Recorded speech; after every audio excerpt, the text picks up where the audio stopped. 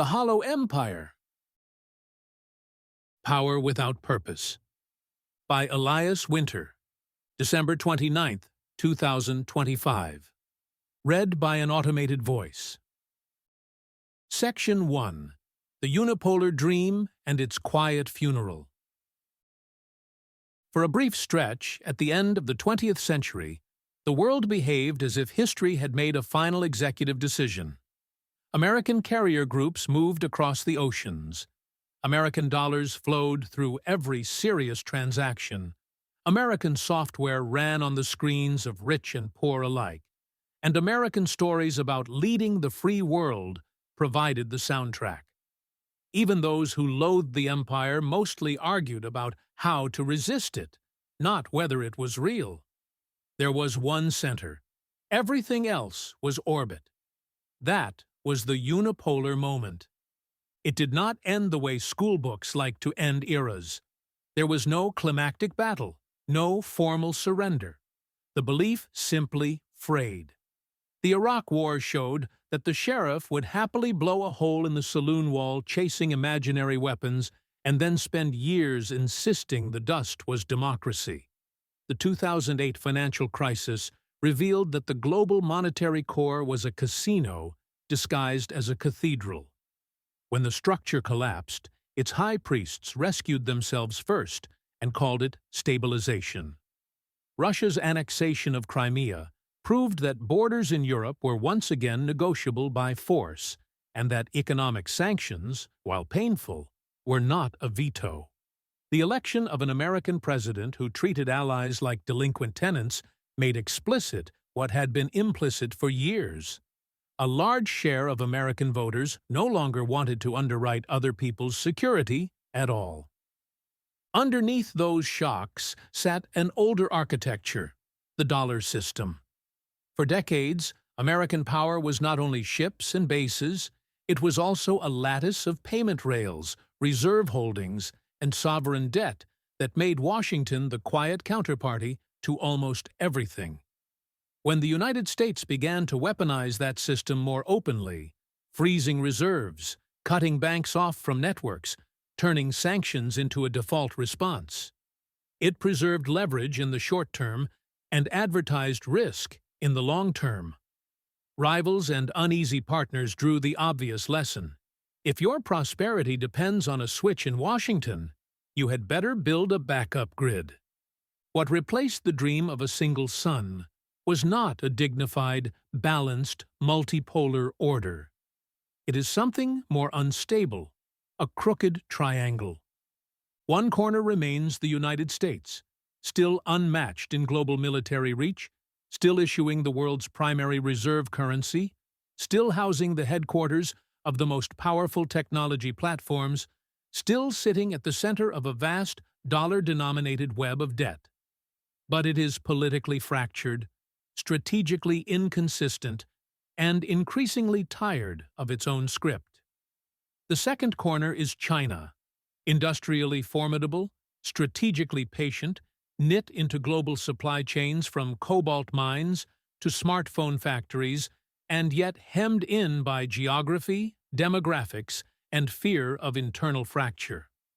The third corner is Russia, a mid-sized economy with the arsenal of a superpower and the psychology of a resentful ex-empire, willing to weaponize chaos, energy, and nuclear risk in ways more cautious powers are not. Around this warped geometry, medium powers have discovered that they are no longer just clients. India buys discounted Russian oil while courting Western capital and technology.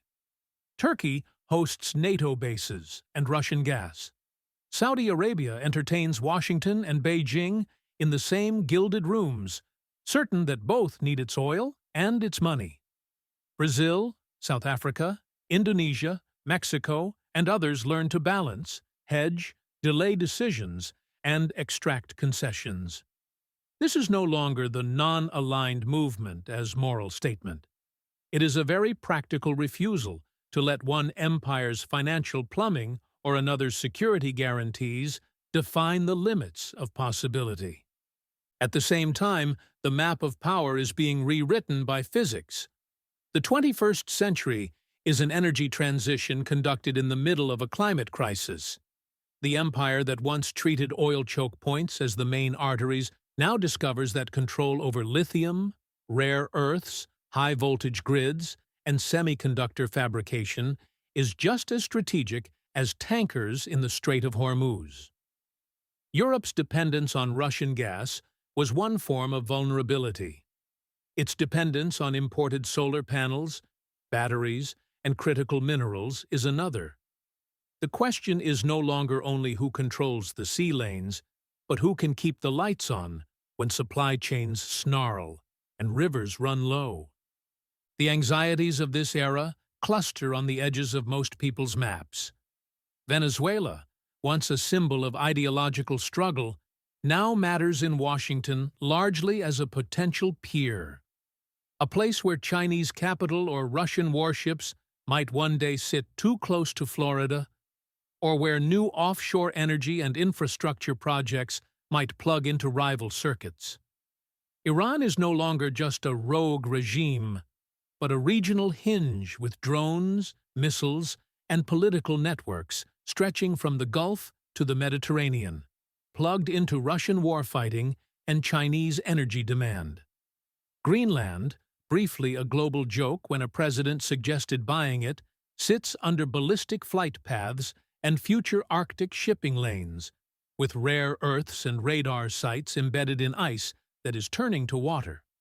Sahel states, Pacific Islands, Central American corridors, all become bargaining chips and pressure points in a game where climate, migration, minerals, and security are fused.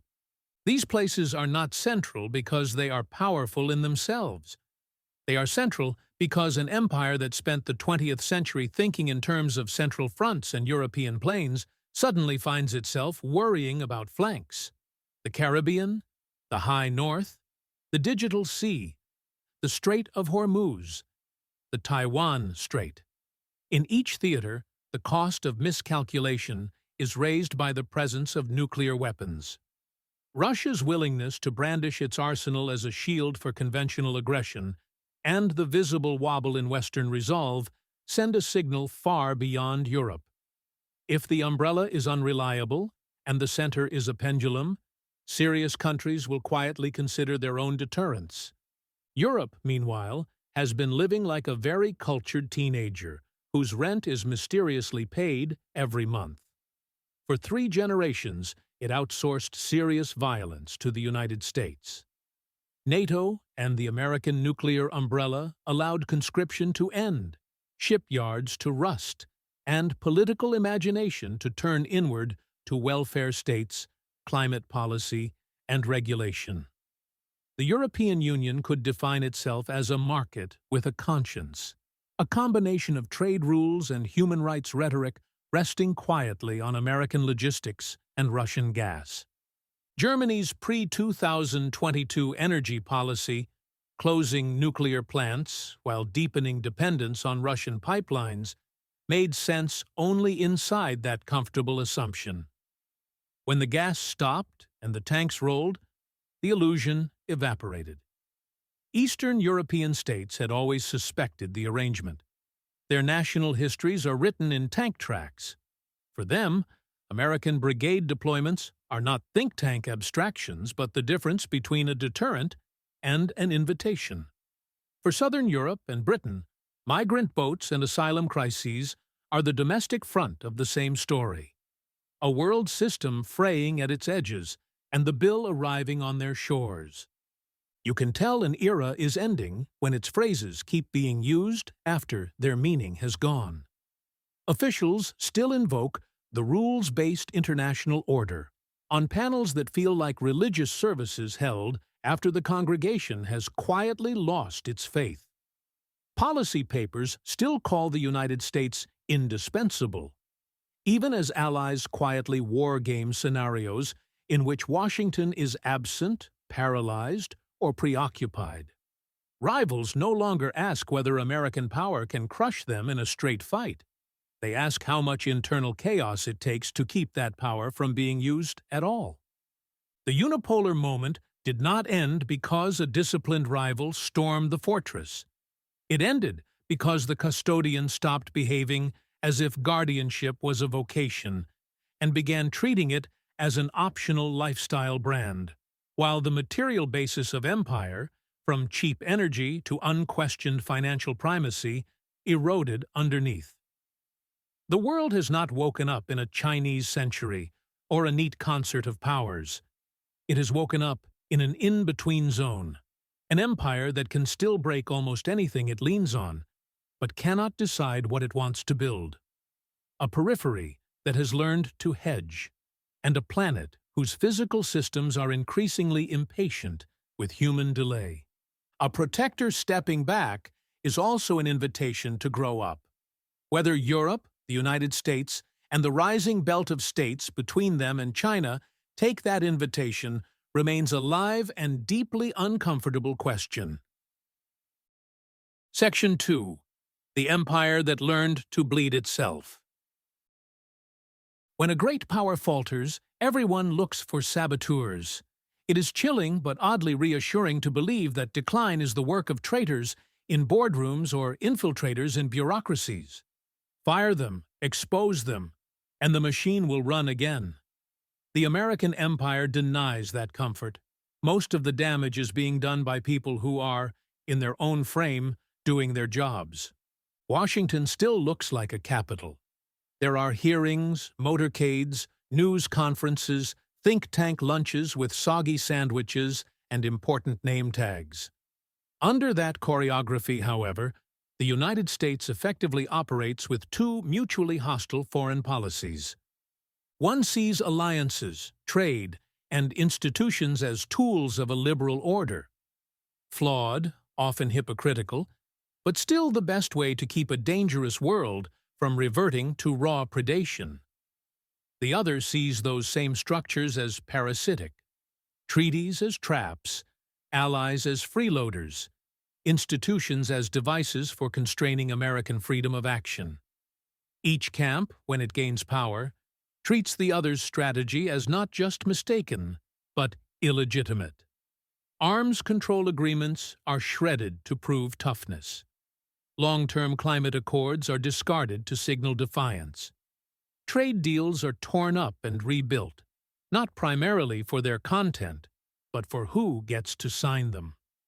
Commitments to defend far-flung allies are alternately solemn vows and maybe we won't show up improvisations, depending on which channel's viewers need feeding. From the vantage point of Warsaw or Tokyo, America is no longer a single actor with a long memory. It is a pendulum. Every promise now arrives with an invisible footnote, valid until the next election, or until a cable host needs a new enemy, whichever comes first. The same uncertainty applies at home. Agencies plan on 10-year horizons and see their budgets rewritten every 2. Infrastructure bills pass, then dissolve into permitting purgatory and local obstruction. Industrial policy is announced with fanfare and then choked by the very regulatory thicket the announcements refuse to confront. This oscillation rests on a deeper problem: the collapse of the time horizon. Congress thinks in 2-year cycles, presidents in 4. Cable news runs on a 24-hour churn. Social media outrage cycles last hours, sometimes minutes. Markets judge executives quarterly. In such an environment, the questions that should guide an empire: what balance of power do we want in our lifetime? What dependencies are genuinely intolerable? What alliances are worth real sacrifice? What physical infrastructures must exist 30 years from now, regardless of who wins the next election? Are crowded out by more urgent ones? How will this play tonight? What will it do to the polls next month? Will this hurt earnings next quarter? Inside this churn, a second erosion has been quietly underway: the decay of state capacity. The administrative state is easy to denounce and hard to replace. Decades of politicized appointments, hiring freezes, outsourcing, and performative budget fights have left many agencies hollow. The country can still write checks it struggles to build. High-speed rail, modern transmission lines, new ports, refineries, semiconductor fabs. These require permitting regimes that can say yes or no in finite time, procurement systems that do more than feed consultants, and a civil service that is rewarded for competence rather than survival. An empire that cannot lay track or string wire at speed has already chosen a kind of decline, even if it has not named it. Short-term self-harm, under these conditions, is often rewarded. A senator can torpedo a defense arrangement 20 years in the making, present it as standing up for American workers, and watch donations soar. A president can impose tariffs on allies to look tough, damage trust in the process, and still enjoy a boost in approval. A network can frame a necessary compromise with a rival power as surrender, intensify public disgust with diplomacy, and still please advertisers. A platform can let its recommendation systems funnel millions of users toward the angriest, most hysterical content on every issue and present the resulting engagement spike as success. Every so often, someone inside one of these institutions does remember the future.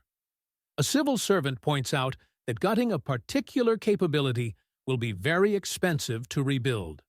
A junior staffer notes that humiliating this ally today will cost real blood later. A product manager quietly questions whether stripping another layer of attention from teenagers is a good idea. Their concerns are listened to patiently, filed under long-term risks, and then steamrolled by the next news cycle or the next earnings call.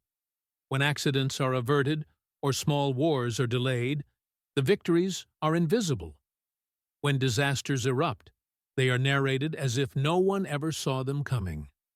None of this means the country is devoid of people who can think beyond the horizon.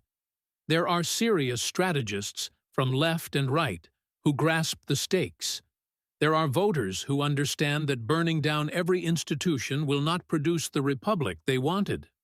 Cities and states sometimes run counter to national dysfunction, quietly building infrastructure or reforming police or stabilizing finances. But the feedback loops that could elevate such efforts into a new common sense are clogged by noise dialed up for profit, and by structures that make execution slow, even when there is rare political will. An empire can survive folly. History is full of recoveries from misrule and miscalculation. What it cannot survive is a structural inability to prefer its longer-term survival over its next little hit of stimulation, coupled with a machinery of governance that cannot translate rare moments of seriousness into concrete, timely action. That incapacity is not encoded in American DNA. It is the result of choices about how to fund campaigns, how to report politics, how to structure markets, how to evaluate performance, how to staff and protect institutions capable of doing anything difficult. Those choices can, in principle, be unmade. The same machinery that currently rewards performative self-harm could make genuinely responsible behavior politically and commercially attractive if enough people with power decided to pay the initial cost and rebuild the boring, unglamorous parts of state capacity. So far, the courage for that has been rarer than op-eds about the lack of courage. Section 3. The Market That Ate the Soul. At some point, the center of Western power quietly changed professions. The archetypal titan stopped being a builder of railroads or bridges and became a manager of abstractions. The old industrial barons were often brutal, but they wrestled with things that did not care about their theories: ore, steam, stone, voltage. Their world punished fantasy with collapse. Their successors in status sit atop balance sheets, financial instruments, index funds, and platforms. They operate in a universe where fortunes appear and disappear as numbers on screens, and where the boundary between making value and siphoning it is blurred. They are no longer merely domestic elites. They are transnational actors with their own foreign policies, expressed through capital flows, supply chains, data centers, and terms of service agreements. Finance led this transformation. Once companies are seen primarily as streams of cash instead of communities of work, certain moves become obvious. A manufacturing firm in Ohio or the north of England becomes underutilized assets on a spreadsheet.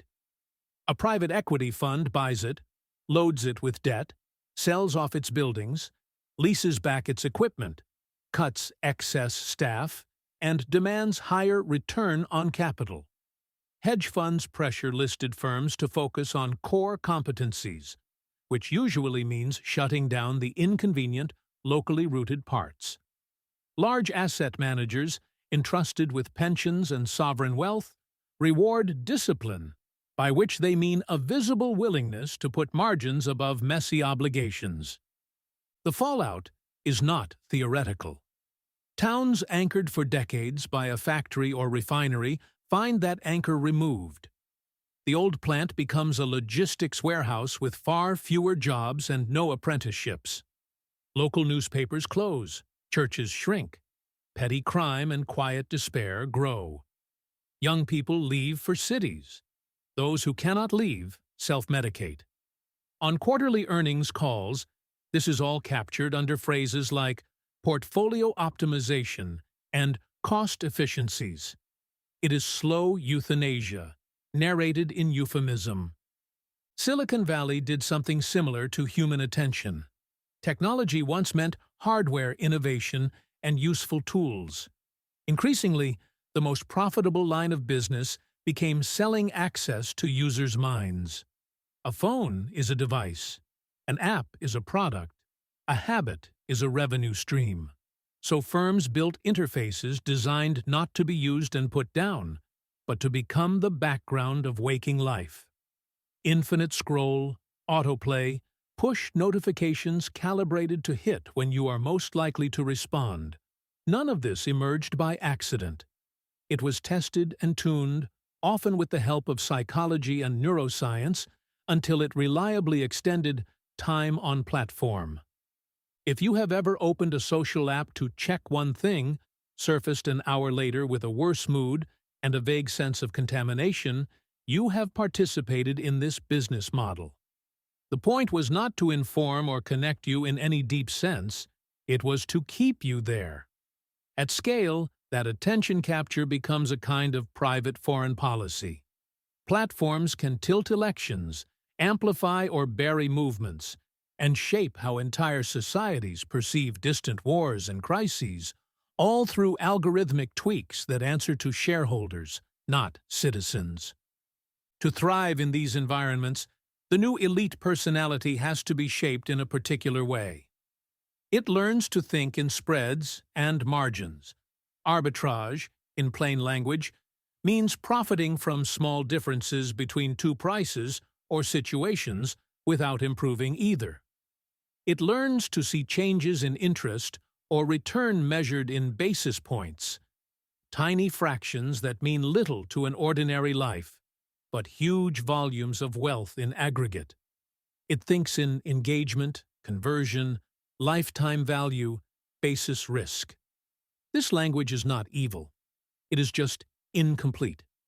As it becomes the dominant way of perceiving, everything that cannot be translated into it, loyalty, beauty, place, sanity, fades from view. The class trained in this way is not confined to New York and California. It populates Brussels, London, Singapore, São Paulo, Johannesburg. It staffs central banks, sovereign wealth funds, global law firms, consultancies, rating agencies. It lives in different countries, but in the same neighborhoods. Districts of glass and steel, ringed by airports, fed by global schools. Their children can move between these hubs with ease. The people in the hollowed-out towns and outer suburbs of their own countries cannot. That geography of privilege and abandonment is the domestic map of imperial decline. The outer rings see the inner cores prosper from trade, immigration, asset inflation, and technologized attention, and pay the social cost of deindustrialization, drug epidemics, and cultural dislocation. Populist movements on left and right are not mere outbreaks of irrationality. They are crude attempts to articulate the sense that the regime serves one-class culture and presents that service as neutral progress. The people themselves are not necessarily monsters. Many are generous in private, proud of their creativity, uneasy about the broader effects of their work. Some leave and become philanthropists or critics. Some stay and quietly try to bend things. But inside the machine, conscience is constrained by a simple rule.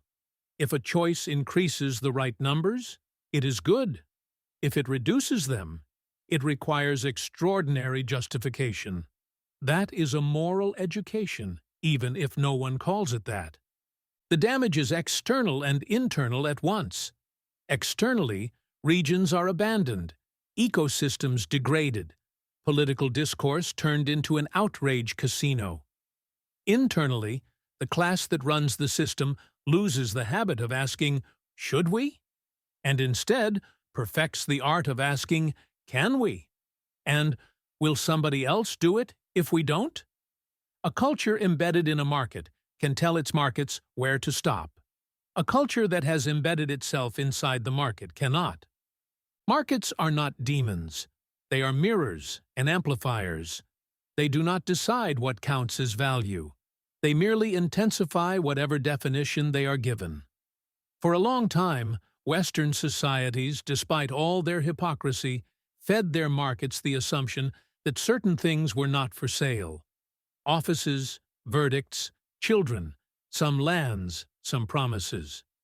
Over time, that assumption thinned. The market was instructed, by practice more than proclamation, that everything is in principle tradable, including attention, social trust, and political stability. It adjusted. Capitalism did not suddenly mutate. The civilization did. Section 4. After the death of the center. Empires can be described in inventories, ships, bases, banks, databases. Civilizations cannot. They are held together, at bottom, by answers to questions most people rarely articulate. Who are we? What can we ask of each other? What do we owe to those not yet born? What must we never do, even if we could get away with it? In older Western language, these answers were wrapped in religious terms. God, law, nature, and history provided an architecture of meaning. You did not need to be a believer to feel their pressure. The idea that life was for more than consumption, that promises mattered, that some acts stained the soul and some duties could not be shrugged off, seeped into law and habit. That architecture cracked over the last 2 centuries. Industrial slaughter, scientific revolutions, and the sheer speed of change undermined confidence in providence and inherited order. The language of virtue and sin gave way to the language of rights and harm. The self stopped being a creature in a story and became a project under construction. MacIntyre was right to note that we kept many of the old moral words while evacuating the frameworks that gave them sense. The result is not moral collapse in the sense of universal depravity. It is moral disorientation. Publicly, the West still speaks of values, human rights, and democracy. Privately, it rarely agrees on what those entail beyond a baseline aversion to obvious cruelty. The highest operational good, in much legislation and culture, has quietly become maximizing the zone of individual choice so long as no immediate, provable harm can be demonstrated to others. That is not nothing. It is also not enough. America is acutely exposed because its national identity was always hinged to an idea. A people under God, committed to liberty and opportunity, as actual belief in God sinks below the level of polite conversation, as liberty thins into lifestyle and branding, as opportunity closes for large regions and classes, the story loses its grip. Rituals remain, flags, songs, holidays, but they become floating symbols that different factions fill with incompatible content. For one, the flag means emancipation. For another, conquest. For a third, an abstract team logo. There is no shared agreement about what it demands of them. Europe stands on thicker historical ground. Older nations, older cities, older scars. But much of its contemporary identity was built on negations. Never again war here, never again fascism, and on delegation. Let America handle the high-risk parts of power. As that bargain phrase, Europe has to discover a positive center or watch centrifugal forces take over. So far, its statements read like carefully drafted mission statements, earnest, humane, and curiously thin. China, for all its brutality, illustrates what it looks like to have a functioning civilizational center. Its ruling idea is not a personal God, but a continuous China, whose unity and status are sacred. Confucian traditions, filial duties, centuries of imperial bureaucracy, and a vivid narrative of national humiliation and revival all reinforce this. Individuals are framed, officially and often sincerely, as existing within a larger project of rejuvenation.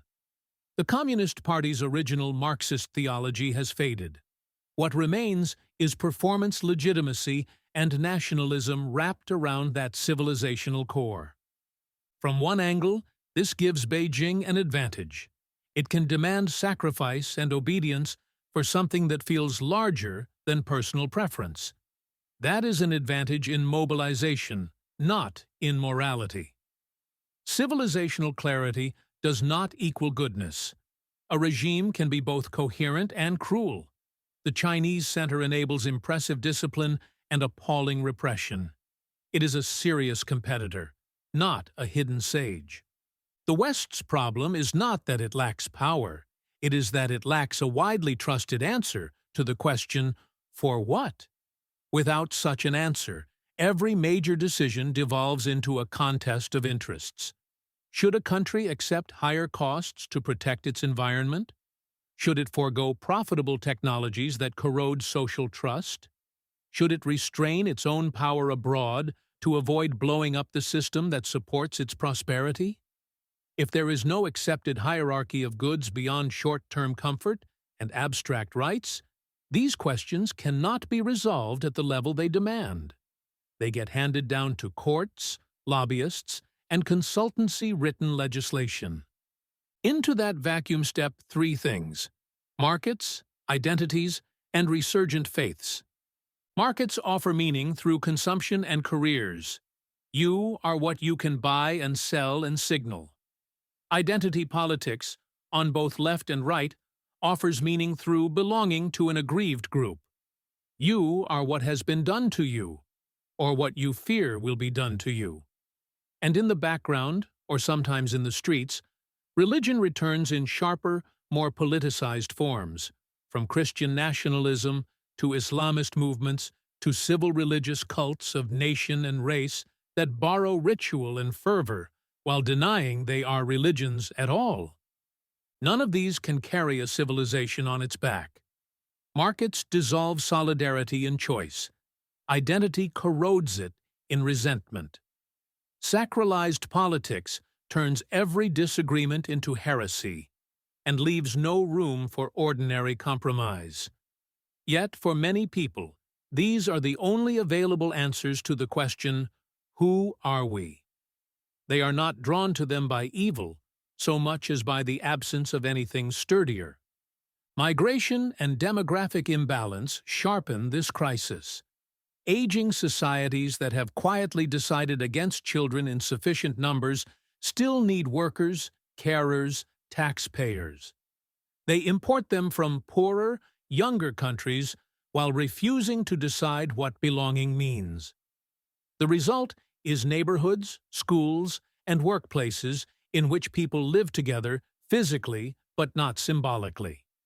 For those on the receiving end, integration into nothing in particular is not a compelling offer. For those who feel their inherited identities eroding, every new arrival can feel like an accusation. Power abhors a vacuum, so does meaning. If the West does not articulate a new center, secular, religious, or hybrid, that can command loyalty across tribes and decades, something harsher will eventually fill the space. A cult of security, a charismatic demagogue, or the patient pressure of external empires and internal zealots. The uncomfortable opportunity of this moment is that no one has to pretend the old center was better than it was. A different one can be built that remembers duty, limit, and continuity without replaying previous cruelties. But it will not emerge from a TED Talk or a branding exercise. It will be hammered out in institutions, families, congregations, unions, and local fights, by people who decide to act as if civilization is more than a brand. Section 5. The work of repair. Viewed from a sufficient height, the West looks finished. An empire that cannot remember what it is for, a ruling class trained to optimize away its own foundations, a population fed a diet of agitation, comfort, and dread. China ascendant, Russia disruptive, Europe anxious, America oscillating between denial and rage. The mood naturally tilts toward tragic flourish. We had a good run, now it's over. That posture is seductive and lazy. The reality is more ambiguous. The West is not dead. It is badly oriented. It still holds enormous technical capacity, deep scientific cultures, complex legal and civic traditions, and millions of people whose instincts run toward decency even if their institutions do not. The question is whether any of that can be re-anchored around a purpose more stable than quarterly earnings and daily outrage, and whether there is still enough state capacity and social trust left to turn decisions into concrete outcomes. Repair begins with the unromantic. Material sovereignty. A society that cannot power itself, feed itself, or equip itself without the consent of potential adversaries is not sovereign. This does not require fortress autarky. It does require redundant capacity in critical domains: energy, key manufacturing, digital infrastructure, logistics, food systems. When the COVID-19 pandemic choked supply chains, countries discovered which medicines they no longer made, which chips they could not source, which ports and factories were single points of failure. When wars and sanctions rearranged energy flows, they learned who held the valves and who held the refineries. Some responded. The American Chips Act, European attempts at semiconductor and battery production, Japanese onshoring of strategic components, regional experiments in renewable build-out and grid reinforcement, imperfect, politicized but real, are early steps toward rebalancing. The energy transition sharpens the urgency. Whoever controls the extraction, refining, and processing of critical minerals and the fabrication of key technologies sets terms not far below those once set by oil producers. These steps need to be deepened, not just announced. That means pricing resilience into policy. It means accepting that some goods will be more expensive if they are made closer to home, and treating that as insurance rather than inefficiency. It means structuring tax codes so that capital gains from long-term investment are not taxed like casino wins, and designing procurement so that governments do not always pick the cheapest vendor with the longest, most fragile supply chain. It means fixing permitting and planning regimes so that necessary projects can be built in years, not decades, without turning every valley into a strip mine. State capacity. Decline is not only about bad choices, it is also about the inability to execute good ones. Repair requires rebuilding the boring machinery of competence, civil services that can attract and retain talent, agencies protected from constant partisan purges, clear lines of authority for major projects, and legal frameworks that distinguish between justified constraint and mindless obstruction. If a country can mobilize trillions in emergency liquidity in weeks, but cannot replace a crumbling bridge for 15 years, the problem is not money. It is institutional design and political will. This work will not trend. It will feel, for a long time, like maintenance. It is also the precondition for any serious climate response, industrial refounding, or security guarantee. No one believes promises from a state that cannot deliver passports, trials, or trains on time. Social cohesion. A civilization that runs out of children or treats them as luxury goods has already voted on its future. Fertility crashes are not simply matters of personal choice. They are tightly linked to economic insecurity, housing absurdity, the disappearance of extended families, and cultural stories that present adulthood as a curated solo experience. Small countries that have confronted this, from robust family support policies to experiments with child care, parental leave, and housing, show that it is possible, with effort, to make raising children less economically suicidal. Those experiments have limits and contradictions, but they exist. Repair here means building lives in which forming families, caring for elders, and staying rooted are not signs of failure. Zoning and housing policy that allow more than investor-grade condos and car-bound sprawl, labor norms that do not punish parenthood and caregiving, educational systems that do not require taking on lifetime debt for credentials of diminishing value, a culture in which commitment is not treated as naivety. These are part of the work. They are not soft issues. They are demographic and civilizational survival. Migration is part of the same equation, not an optional add-on. Aging societies will depend on immigrants, whether they admit it or not. The choice is between chaotic influx into systems that refuse to name a shared culture and intentional integration into a story that is demanding but intelligible. That story cannot be, "You are here to keep our pension system solvent while we despise your presence."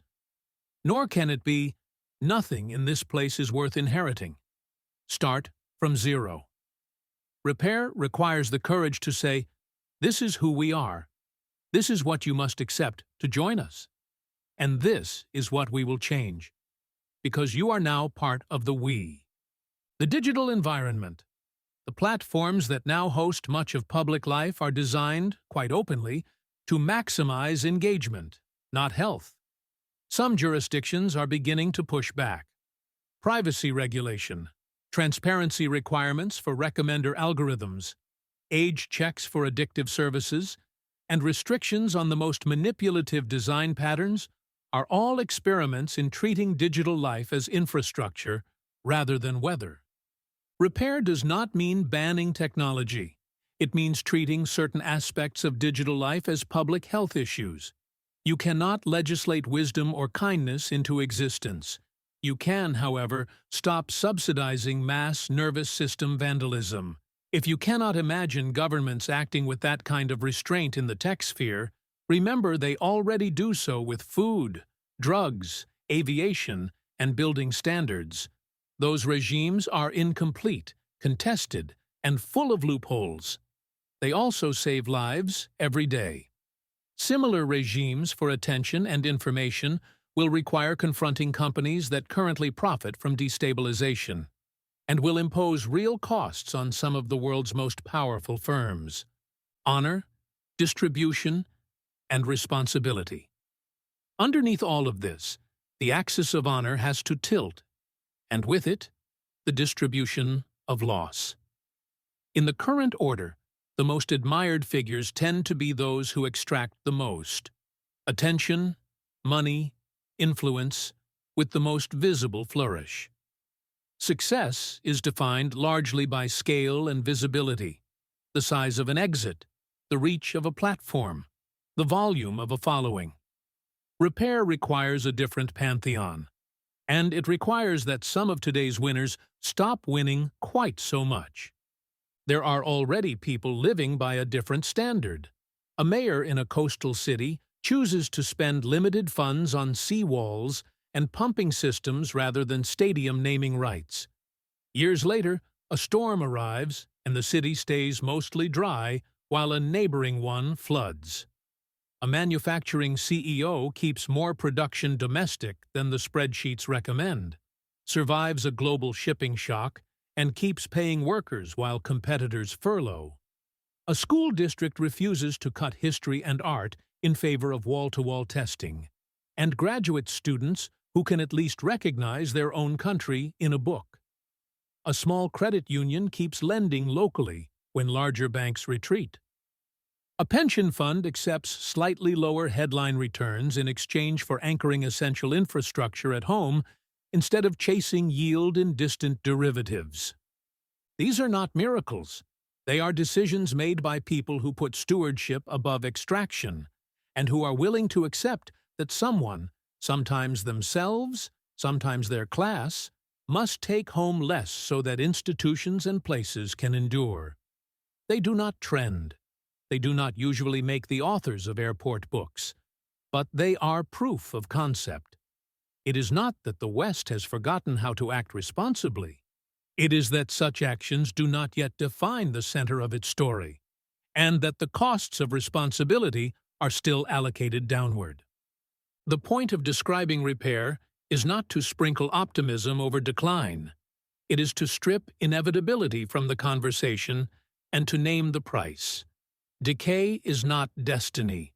It is a pattern of choices. Many of those choices are currently made by people who have incentives to look away from their consequences. But not all.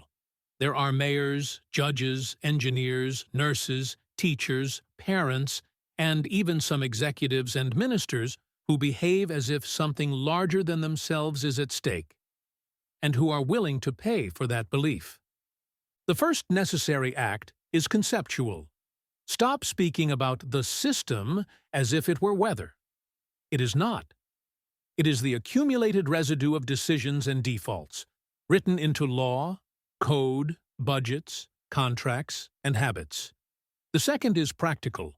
In your own narrow domain, a budget line, a hiring decision, a feature roadmap, a sermon, a classroom, a zoning vote, a family conversation, behave as if stewardship is already the rule and as if future people are real. That will usually look unimpressive and small. So did most of the actions that produced the current mess. An empire is a machine for projecting power outward.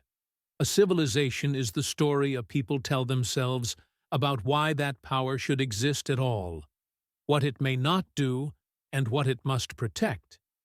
The West still has the machine. The story is tattered, but not irretrievable. Whether it chooses to rewrite it, to share authorship more widely, or to let others write its ending, will not be decided by a single election or a single crisis.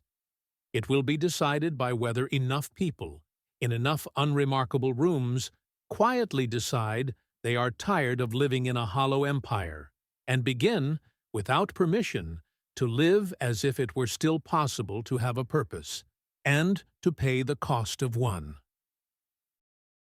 Elias Winter, author of Language Matters, a space for reflection on language, power, and decline. Thanks for reading Language Matters. Subscribe for free to receive new posts and support my work.